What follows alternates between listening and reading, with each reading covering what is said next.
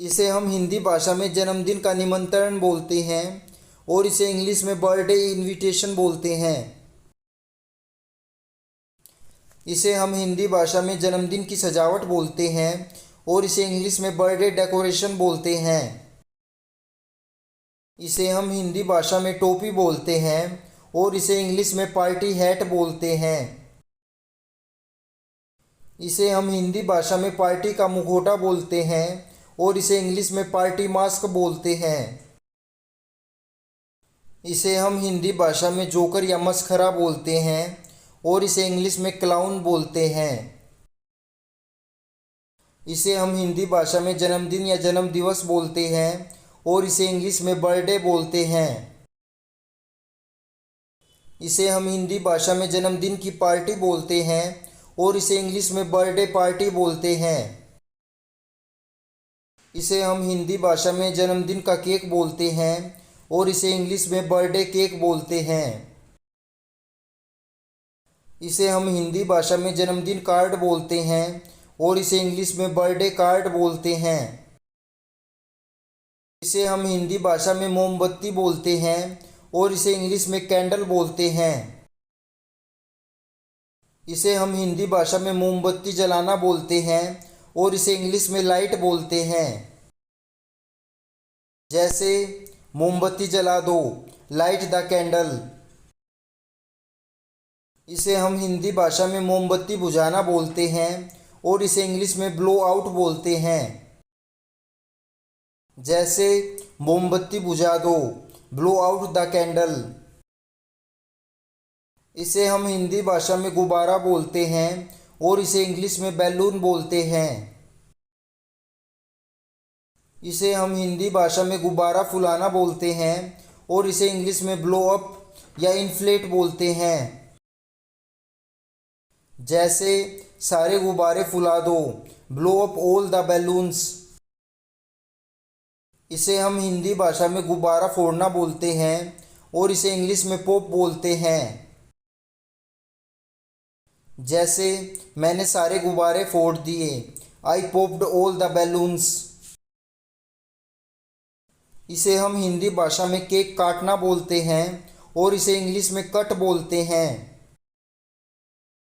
जैसे उसने चाकू से केक काट दिया, he cut the cake with knife. इसे हम हिंदी भाषा में जन्मदिन का जश्न बोलते हैं और इसे इंग्लिश में बर्थडे सेलिब्रेशन बोलते हैं। इसे हम हिंदी भाषा में रंगीन कागज बोलते हैं और इसे इंग्लिश में कन्फेटी बोलते हैं। इसे हम हिंदी भाषा में उपहार या तोहफा बोलते हैं और इसे इंग्लिश में गिफ्ट या प्रेजेंट बोलते हैं। इसे हम हिंदी भाषा में गुलदस्ता बोलते हैं और इसे इंग्लिश में बुके बोलते हैं। इसे हम हिंदी भाषा में भोपू बोलते हैं और इसे इंग्लिश में पार्टी हॉर्न बोलते हैं। इसे हम हिंदी भाषा में बिस्कुट बोलते हैं और इसे इंग्लिश में बिस्कुट या कुकी बोलते हैं। इसे हम हिंदी भाषा में टॉफ़ी बोलते हैं और इसे इंग्लिश में भी टॉफ़ी ही बोलते हैं। इसे हम हिंदी भाषा में चॉकलेट बोलते हैं और इसे इंग्लिश में भी चॉकलेट ही बोलते हैं। इसे हम हिंदी भाषा में आइसक्रीम बोलते हैं और इसे इंग्लिश में भी आइसक्रीम ही बोलते हैं। इसे हम हिंदी भाषा में कप केक बोलते हैं और इसे इंग्लिश में भी कप केक ही बोलते हैं। इसे हम हिंदी भाषा में मक्के की खीर बोलते हैं और इसे इंग्लिश में पॉपकॉर्न बोलते हैं। इसे हम हिंदी भाषा में आलू के चिप्स बोलते हैं और इसे इंग्लिश में पोटैटो चिप्स या पोटैटो क्रिस्प्स बोलते हैं।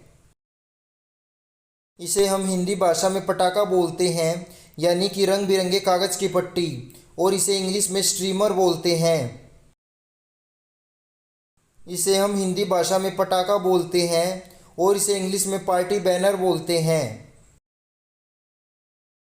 इसे हम हिंदी भाषा में चमकीली लड़ी बोलते हैं और इसे इंग्लिश में टिंसल बोलते हैं। इसे हम हिंदी भाषा में कागज़ की प्लेट बोलते हैं और इसे इंग्लिश में पेपर प्लेट बोलते हैं। इसे हम हिंदी भाषा में कटलरी बोलते हैं और इसे इंग्लिश में प्लास्टिक कटलरी बोलते हैं। इसे हम हिंदी भाषा में पेपर नैपकिन बोलते हैं और इसे इंग्लिश में भी पेपर नैपकिन ही बोलते हैं। इसे हम हिंदी भाषा में पीने के पदार्थ बोलते हैं और इसे इंग्लिश में बेवरेजेस बोलते हैं। इसे हम हिंदी भाषा में बंटिंग बोलते हैं जो कि सजावट के काम में आती है और इसे इंग्लिश में भी बंटिंग ही बोलते हैं। इसे हम हिंदी भाषा में पर्दा बोलते हैं और इसे इंग्लिश में फॉइल कर्टेन बोलते हैं। पर्दा को हम फॉइल फ्रिंज कर्टेन भी बोलते हैं। इसे हम हिंदी भाषा में उपहार का आवरण बोलते हैं और इसे इंग्लिश में रैपिंग पेपर बोलते हैं। इसे हम हिंदी भाषा में वापसी उपहार बोलते हैं और इसे इंग्लिश में रिटर्न गिफ्ट बोलते हैं।